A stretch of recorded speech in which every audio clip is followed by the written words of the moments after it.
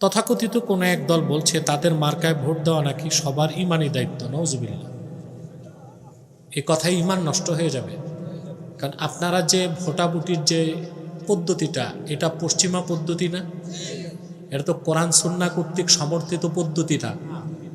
যে পদ্ধতিটাই পশ্চিমারা আবিষ্কার করলো, ওই রকম ভুল ত্রুটিপূর্ণ পদ্ধতিতে ভোট দিলে বেহেশত কেমনে পাওয়া যাবে? এর তো প্রশ্নই আসে না। বরং এইরকম বিষয়কে এইভাবে স্বীকৃতি দেওয়াটাও ইমান নষ্ট হয়ে যাবে। কোন একটি দলের প্রার্থী ওয়াজে বলছে তাদের মার্কায় ভোট দিলে নাকি 18 কোটি মানুষের নামাজের সওয়াব পাওয়া যাবে। আমার মনে হয় এই লোকটা মেয়াদ উত্তীর্ণ গাঁজা প্রচুর পরিমাণ খাইছে। এবার আসেন কঠিন কথা বলবো। এতক্ষণ যে ব্যাখ্যাটা পেলেন এটা সূরা আলে ইমরান 31 নম্বর আয়াত থেকে। কত নাম্বার? 32 নম্বর আয়াত বাংলাদেশে আলোচনা হয় না। 32 নম্বর আয়াত ওখানে কঠিন মেসেজ। রাসূলুল্লাহর অনুসরণটা ঐচ্ছিক না আবশ্যিক? না ঐচ্ছিক। মন চাইলে রাসূলুল্লাহর সুন্নতের অনুসরণ করলাম, ওনার দ্বীনকে মানলাম, মন চাইলো মানলাম না, বিষয়টা এরকম না। রাসূলুল্লাহর উম্মত হতে হলে, মুমিন হতে হলে রাসূলুল্লাহর অনুসরণের কোনো বিকল্প নাই। 32 নম্বর আয়াতে আল্লাহ তাআলা বলেন, কুল আতিউল্লাহ ওয়ার রাসূল ফাইন তাওয়াল্লাউ ফাইন্নাল্লাহা লা ইউহিব্বুল কাফিরিন। মুহাম্মদ সাল্লাল্লাহু আলাইহি ওয়াসাল্লাম আপনি ঘোষণা করুন, তোমরা আল্লাহর অনুসরণ করো, তার রাসূলের অনুসরণ করো। যদি এর থেকে তারা মুখ ফিরায় নেয়, আল্লাহ ঘোষণা করলেন ফাইন্নাল্লাহা লা ইউহিব্বুল কাফিরিন। তারা কাফের, আর কাফেরদেরকে আল্লাহ কখনো পছন্দ করেন না।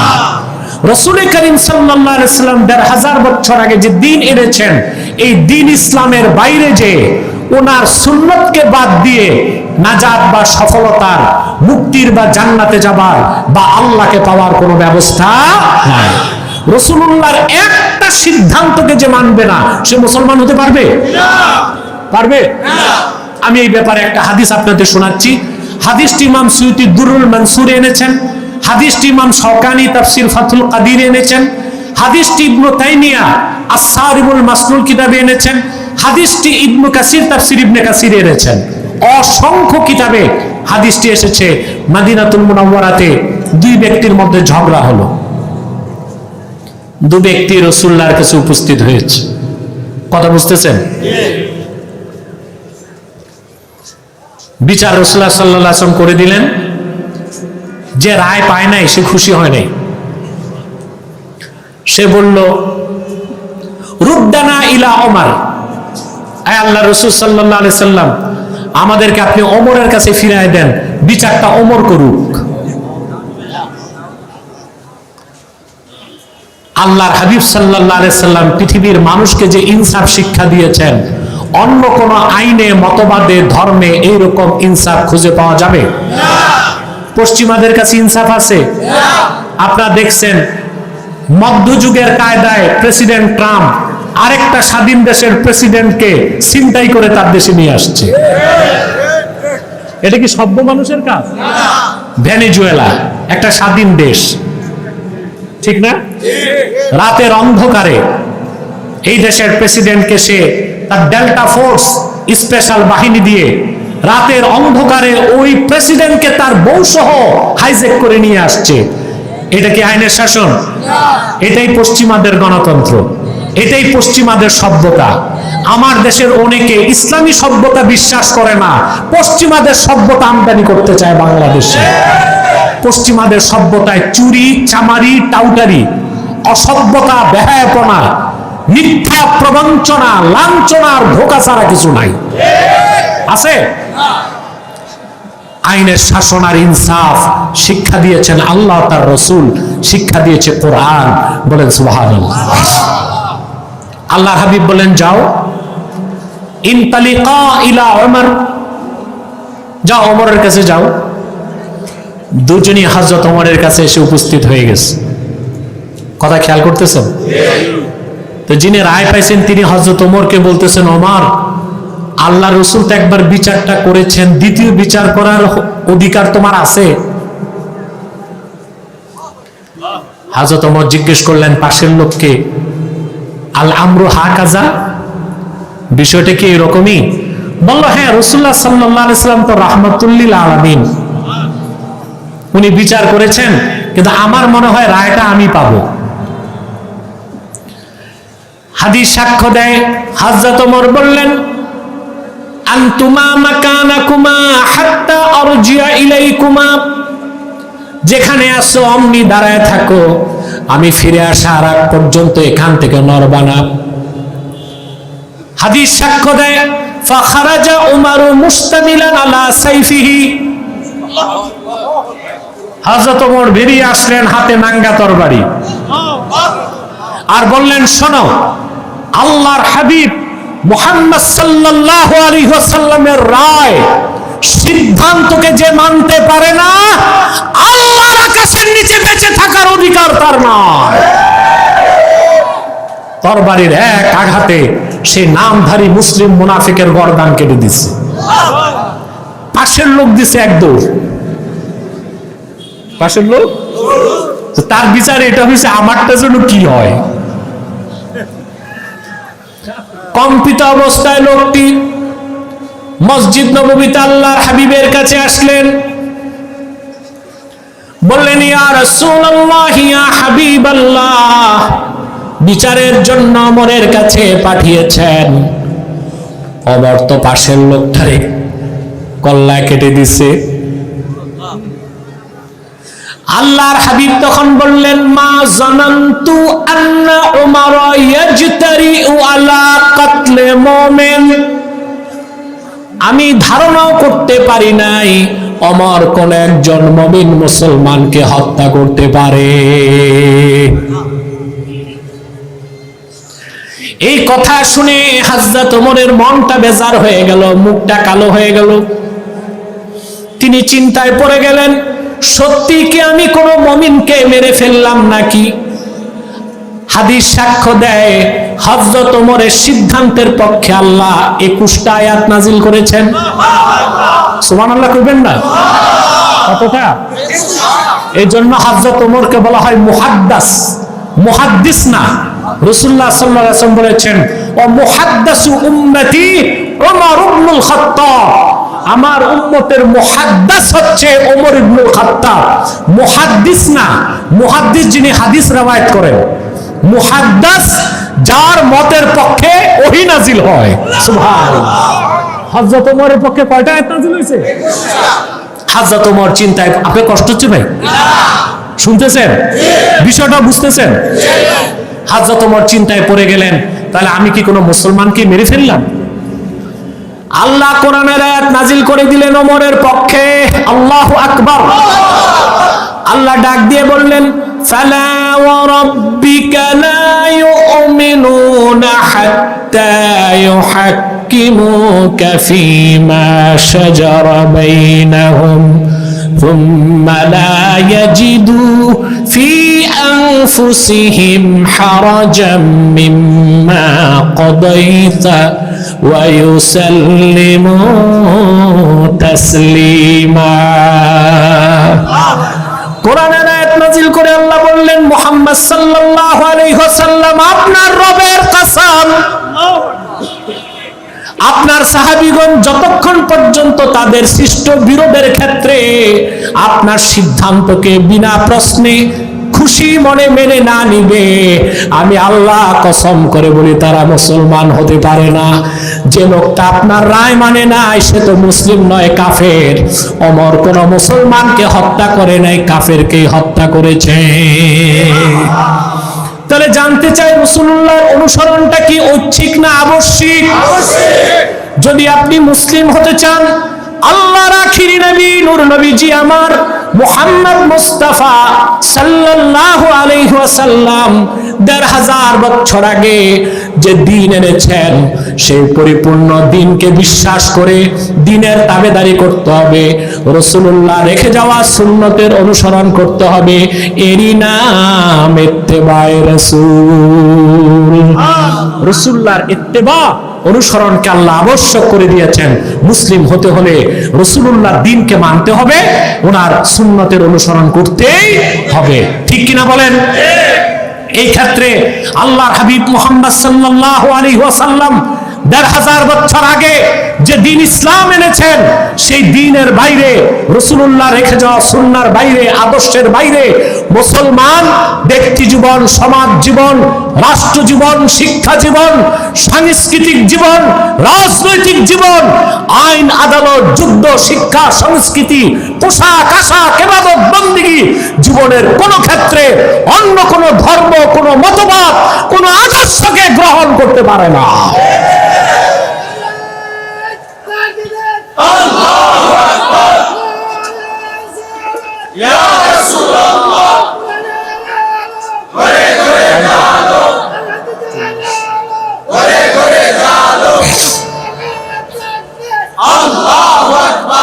আমার বন্ধুগণ, আমরা বাঙালি কি শর্ত পূরণ করতে পেরেছি?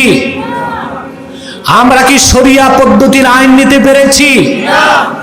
ইংরেজদের 192 বছর আগের পুরনো আইন দিয়া দেশ চলে, সেজন্যই দেশকে আজ দুর্নীতি মুক্ত করা সম্ভব হয় নাই।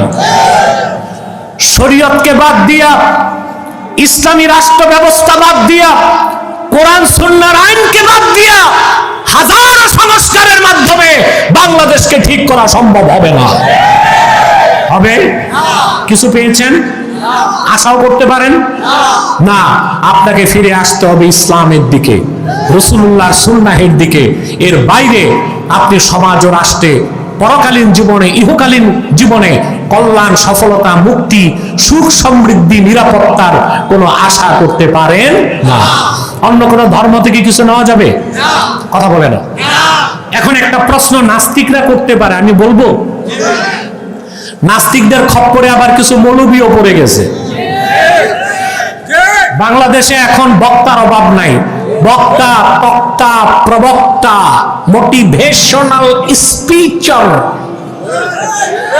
স্কলার, আমি বলি স্ক্রু ড্রাইভার, এরা কথায় কথায় কুফর করে, আল্লাহর শানে বেয়াদবি করে, রাসূলুল্লাহর শানে বেয়াদবি করে, আম্মা জানদের শানে বেয়াদবি করে, কোরআন বিরোধী বক্তব্য দেয়। এদেরকে আপনাদের বয়কট করতে হবে। কোরআন সুন্নাহ মোতাবেক সহি কথা যারা বলে, হোক ভাইরাল, হোক নন ভাইরাল, হোক কণ্ঠওয়ালা, হোক কণ্ঠ ছাড়া, তাদের কথা শুনবেন, লাভবান হতে পারবেন। এখন স্কলার কিছু আছে, স্লোগান দেয়, বলবো? বলে no east, no west, Islam is the best. No west, Islam is the best. পূবে না, পশ্চিমে না, ইসলাম সর্বশ্রেষ্ঠ। স্লোগান তো সুন্দর, একটু ফাঁক আছে। কি আছে? বেস্টের নিচে থাকে কি? গুড। কি থাকে? তাহলে তারা বুঝাতে চায় ইসলাম হচ্ছে সর্বশ্রেষ্ঠ, তবে এর পাশে অন্য কিছুও ভালো থাকতে। তো স্লোগানটা সঠিক না বেঠিক? সঠিক স্লোগান আমি দিব। No east, no west, Islam is the best, Islam is last, Islam is fully completed and selected by almighty Allah. ইসলাম শুরু, ইসলাম শেষ, ইসলামই সর্বশ্রেষ্ঠ এবং পরিপূর্ণ, আল্লাহ কর্তৃক প্রেরিত, রাসূলুল্লাহ কর্তৃক আনিত। এর বাইরে অন্য কোন ধর্মে ভালো কিছু থাকলে নেওয়া যাবে? এখন বলতে পারেন গায়ের জোরে কথা বলেন কেন? নিতে সমস্যা কি? অন্য ধর্মে ভালো কিছু থাকতে পারে না? কথা বলেন, নেওয়া যাবে? নেওয়া যাবে না। দলিল লাগবে না? আমি একটা দলিল দিব আর একটা যুক্তি দিব, ঠিক আছে? দলিল হচ্ছে ইমাম আহমদ বিন হাম্বল তার মুসনাদে হাদিসটি নকল করেছেন। হাদিস নাম্বার 15264 বা 62। কথা বুঝতেছেন? আমি না বলছি একটা লোক উঠবেন না? আপনাদেরকে শয়তান এত জলদি কিভাবে ধরে? কিছু মানুষ আছে ভ্যালিড চলে গেছে, শীতে অস্থির হয়ে গেছে, তারপর আলহামদুলিল্লাহ কোরআন প্রেমিক মানুষগুলোকে শয়তান হাত দিতে পারে নাই। আলহামদুলিল্লাহ বলে মাথাটাও নড়বে না। আমি একটা বিষয় পুরাপুরি বলে ফেলার পরে যাওয়ার অনুমতি দিয়ে দিব ইনশাআল্লাহ। আবার চলে আসতে হবে, মাহফিল তো সারা রাত চলবে, ঠিক কি না? পরবর্তী আলোচক রেডি রাখো, আমি নামলে আসবে। সম্মানিত সুধী, কথা শুনতেছেন? আহমদ বিন হাম্বল তার মুসনাদে হাদিসটি নকল করছেন। হযরত ওমর রাদিয়াল্লাহু তাআলা আনহু একদিন রাসূলুল্লাহ সাল্লাল্লাহু আলাইহি ওয়াসাল্লামের কাছে আসলেন, তার হাতে তাওরাত কিতাবের কিছু কাগজ। বলেন তো ভাই, তাওরাত কিতাব কার উপর নাজিল হয়েছে? মুসা আলাইহিস সালামের উপর। আর ইনজিল কিতাব? পৃথিবীতে মুসা চলে গেছেন, তাওরাতও চলে গেছে, ঈসা উঠে গেছেন, ইনজিলও চলে গেছে। এখন পৃথিবীতে যেটা আছে old testament, new testament, Bible, এগুলো হচ্ছে ইহুদি খ্রিস্টানদের বানোয়াট। ইহুদি খ্রিস্টানদের বানোয়াট। এরা শুধু আল্লাহর কথাগুলো বদলায় নেই, নবীদের নামও বদলাই দিছে বাইবেলে। যেমন সুলেমান নবীর নাম লেখছে সলোমন, দাউদের নাম ডেভিড, ইলিয়াসের নাম এলসিস, ইদ্রিসের নাম অদ্রিত, মুসার নাম মোশি, ঈসার নাম জেসাস, ইউসুফের নাম ইউসেফ, ইব্রাহিমের নাম আব্রাহাম। নাউজুবিল্লাহ কইবেন না? কিছু বলবেন? বসে, তোমরা দাঁড়ায় আছো কেন? বসো না। তো যারা আব্দুল হাই কই? আব্দুল হাই সাহেব, প্রিয় ভাইরা, কষ্ট দিয়ে ফেললাম? যারা আল্লাহর কিতাবগুলি বদলায় ফেলছে, নবীদের নাম বদলানো তাদের পক্ষে অসম্ভব ছিল? তো রাসূলুল্লাহর জামানায় তাওরাত কিতাবে কিছু কথা সত্য ছিল, কিছু কথা বাকিটা সব বরবাদ হয়ে গেছিল। হযরত ওমর তাওরাত কিতাবের কিছু পৃষ্ঠা নিয়ে রাসূলুল্লাহর সামনে উপস্থিত। আল্লাহর হাবিব বললেন, ওমর তোমার হাতে কি? তিনি বললেন, বানু কুরাইজাতে আমার এক দুঃসম্পর্কের ইহুদি ভাই আছে, সে তাওরাত কিতাবের মূল বক্তব্য লিখে দিয়েছে, এটা আমার হাতে। কথাটি শোনার সঙ্গে সঙ্গেই আল্লাহর হাবিব সাল্লাল্লাহু আলাইহি ওয়াসাল্লাম এত বেশি রাগান্বিত হলেন, ওনার নূরের চেহারায় রাগের প্রকাশ ঘটল। হাদিসের রাবী বলেন, আমি হযরত ওমরকে বললাম, আলা তারা বিওয়াজহি রাসূলিল্লাহ সাল্লাল্লাহু আলাইহি ওয়াসাল্লাম, ওরে ওমর, তোমার এই কথায় রাসূলুল্লাহ কতটুকু নারাজ হয়েছেন তুমি কি তা দেখো না? বুঝতে পেরে হযরত ওমর আল্লাহর হাবিবের সামনে যে হাঁটু গেড়ে বসে গেলেন আর পড়তে লাগলেন, রাদিতু বিল্লাহি রাব্বা, পড়েন, রাদিতু বিল্লাহি রাব্বা ওয়া বিল ইসলামি দীনা ওয়া বি মুহাম্মাদিন সাল্লাল্লাহু আলাইহি ওয়াসাল্লাম রাসূলা। আল্লাহর হাবিবের গোসা চড়ে গেল। তারপর আল্লাহর হাবিব যে নসিহত করলেন, আমি হাদিস শরীফ থেকে তা শোনাচ্ছি, কান পেতে শুনতেছেন? কানে শুনবেন, মনের পাতায় লিখবেন। আল্লাহর হাবিব বললেন, লাউ আসবাহা ফীকুম মূসা আলাইহিস সালাম সুম্মা ইত্তাবা'তুমুহু ওয়া তারাকতুমুনি লাদালালতুম। ও সাহাবীরা, এখনো যদি পয়গম্বর মূসা তোমাদের মাঝে জীবিত থাকতো, তোমরা যদি মুসার অনুসরণ করে আমার অনুসরণ বাদ দাও, তোমরা পথভ্রষ্ট হয়ে যাবে। অন্য হাদিসে ইমাম আহমদ বিন হাম্বল রওয়ায়াত করেছেন, রাসূলুল্লাহ সাল্লাল্লাহু আলাইহি ওয়াসাল্লাম বলেছেন, লাউ কানা মূসা হাইয়া মা ওয়াসিআহু ইল্লা ইত্তিবাই। যদি নবী মূসাও এখনো বেঁচে থাকতো, আমি মুহাম্মদ সাল্লাল্লাহু আলাইহি ওয়াসাল্লামের অনুসরণ করা ছাড়া তার মুক্তির কোনো বন্দোবস্ত থাকতো না।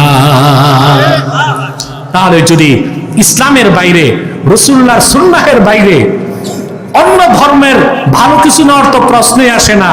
মুসা নবীর তাওরাতের কিছু যদি না নেওয়া যায়, ঈসা নবীর ইনজিলের কিছু যদি নেওয়া না যায়, অন্য কোন আদর্শ, মতবাদ, ধর্মের ভালো কিছু নেওয়া যাবে? আর দলিল লাগবে? কিছু মানুষ আছে যুক্তিবাদী, যুক্তি পছন্দ করে। একটা যুক্তি দিব? আমি মাহফিলে কৌতুক, যুক্তি, বদমাশি, ফাইজলামি এগুলো করি না। এতে মাহফিলে নূর থাকে না, হাসাহাসি হয়, আর কিছু বাচ্চা ছোকরা এরা আনন্দ পায়। এটা তো আর মাহফিল হয় না, এটা মেলায় রূপ নেয়। আমাদের বক্তাদের উচিত এগুলো না করা, ঠিক না? আমি একটা যুক্তি দিচ্ছি আপনাদেরকে, আপনারা ওষুধ খান, কথা বলেন, তবে আপনি শুনলে অবাক হবেন, নেপাল ভুটানের গরিব রাষ্ট্রে ওষুধ যত নির্ভেজাল, তার চেয়ে ভেজাল ওষুধ বাংলাদেশে। আমি এই সরকারকে 12 মাস আগে আমার কিছু অনুরোধ এই সরকার রেখেছে।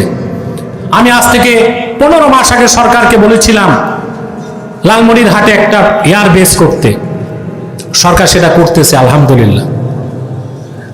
7 সিস্টার যেন কাটা যায়, সেটা হচ্ছে। ভারতের সাথে যেন বাণিজ্য সম্পর্ক কমায় দেওয়া হয়, এটাও হয়েছে আলহামদুলিল্লাহ। আমি বলেছিলাম 2টা খাতে আমাদের সংস্কার দরকার, একটা শিক্ষা খাতে আর একটা হচ্ছে চিকিৎসা খাতে। শিক্ষা খাতে কেন? আমাদের দেশে যে শিক্ষা ব্যবস্থা আছে, এই শিক্ষা ব্যবস্থায় ভালো আল্লাহওয়ালা বুজুর্গ হয় না, কোনো বিজ্ঞানীও হয় না, দার্শনিকও হয় না, গবেষকও হয় না, সব হয় শুধু অফিসার। কি হয়? এত অফিসার দিয়ে কি করব? যত অফিসার তত ঘুষ।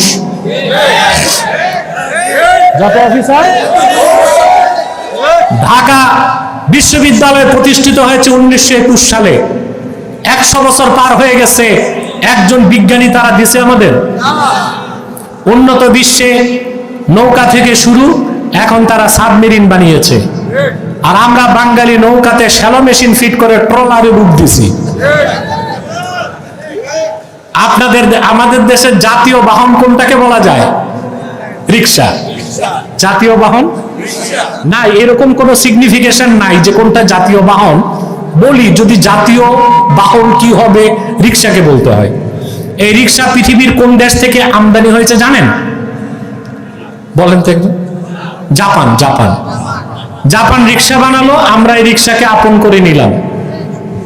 জাপান এখন রকেট পাঠাচ্ছে, আর আমরা রিক্সাতে মোটর ফিট করে টেসলা বানাইলাম।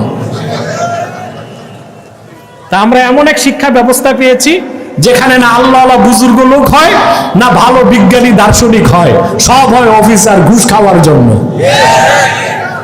আমাদের শিক্ষা ব্যবস্থাকে বদলাতে হবে। প্রাইমারি থেকে বিশ্ববিদ্যালয় পর্যন্ত প্রত্যেকটা স্তরে কোরআন সুন্নাহ শিক্ষাকে বাধ্যতামূলক করতে হবে।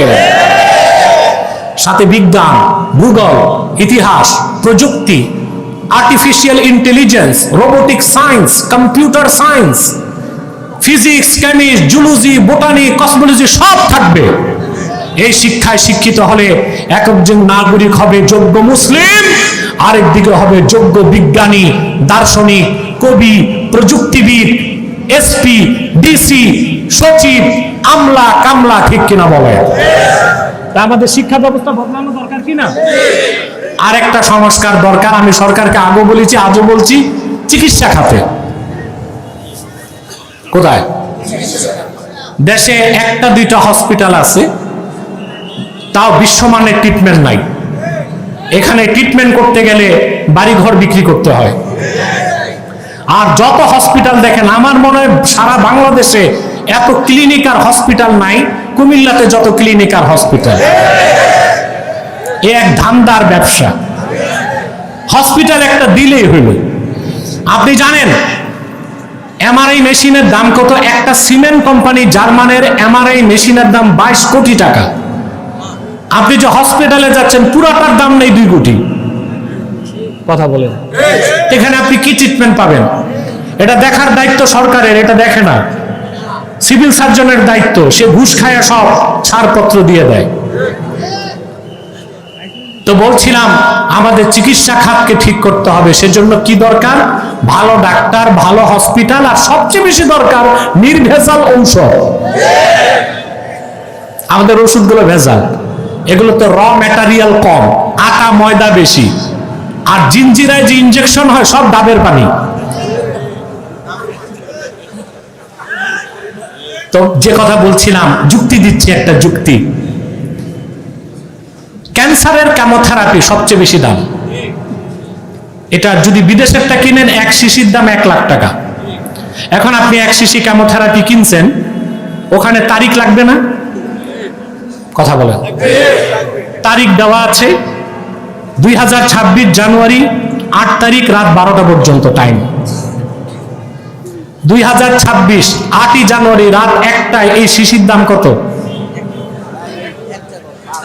কিনছেন তো 1 লাখ টাকা দিয়ে, 1 পয়সা না, কারণ ডেট এক্সপায়ার্ড, মেয়াদ। মুসা নবী আল্লাহর কাছ থেকে যে শরীয়ত এনেছেন তার মেয়াদ চলে গেছে। ঈসা নবী যে দিন এনেছিলেন তার মেয়াদ চলে গেছে। আর আল্লাহর আখির নবী মুহাম্মদ সাল্লাল্লাহু আলাইহি ওয়াসাল্লাম 1500 বছর আগে যে দিন ইসলাম এনেছেন তার মেয়াদ ছিল, আছে, কিয়ামত পর্যন্ত থাকবে। সেই ইসলামের বাইরে যে অন্য কোন ধর্মতন্ত্র মতবাদ থেকে ভালো কিছু থাকলেও নেওয়া যাবে না। ওগুলো কোনোটা মেয়াদ চলে গেছে, কোনোটা বাতিল, কোনোটা ভেজাল, কোনোটা বিষ। সেজন্য আল্লাহ তাআলা বলেছেন, কুল ইন কুনতুম তুহিব্বুনাল্লাহ ফাত্তাবিউনি ইউহিব্বুকুমুল্লাহ। হাবিব আমার মুহাম্মদ সাল্লাল্লাহু আলাইহি ওয়াসাল্লাম, আপনি বলুন, যদি তোমরা আল্লাহকে ভালোবেসে থাকো, আমার অনুসরণ করো, আল্লাহ তোমাদেরকে ভালোবাসবেন আর তোমাদের জিন্দেগীর সব গুনাহ মাফ করে আল্লাহ তোমাদের জান্নাত দিয়ে দিবেন। রাসূলুল্লাহর অনুসরণ ঐচ্ছিক না আবশ্যিক? পরের আয়াতে আল্লাহ বলেছেন, কুল আতিউল্লাহ ওয়ার রাসূল ফাইন তাওয়াল্লাউ ফাইন্নাল্লাহা লা ইউহিব্বুল কাফিরিন। মুহাম্মদ সাল্লাল্লাহু আলাইহি ওয়াসাল্লাম, আপনি আরো বলুন, তোমরা আল্লাহর আনুগত্য করো, তার রাসূলের আনুগত্য করো। যদি এই কথা থেকে তারা মুখ ফিরিয়ে নেয় তারা কাফের, আর আল্লাহ রাব্বুল আলামিন কাফেরদেরকে ভালোবাসেন না। সাদাকাল্লাহুল আযীম ওয়া সাদাকা রাসূলুহুন নবিয়ুল কারীম ওয়া নাহনু আলা যালিকা মিনাশ শাহিদিন ওয়াশ শাকিরিন আলহামদুলিল্লাহি রাব্বিল আলামিন। আমার সাথে না তোমাদের ওয়াদা, আমি উঠার আগে উঠবো না। বসো, আর কষ্ট দিচ্ছি না। কয়েকটা জরুরি কথা বলে চলে যাচ্ছি আমি। এখানে আপনারা বিভিন্ন দলমতের লোক আছেন না? কথা বলেন।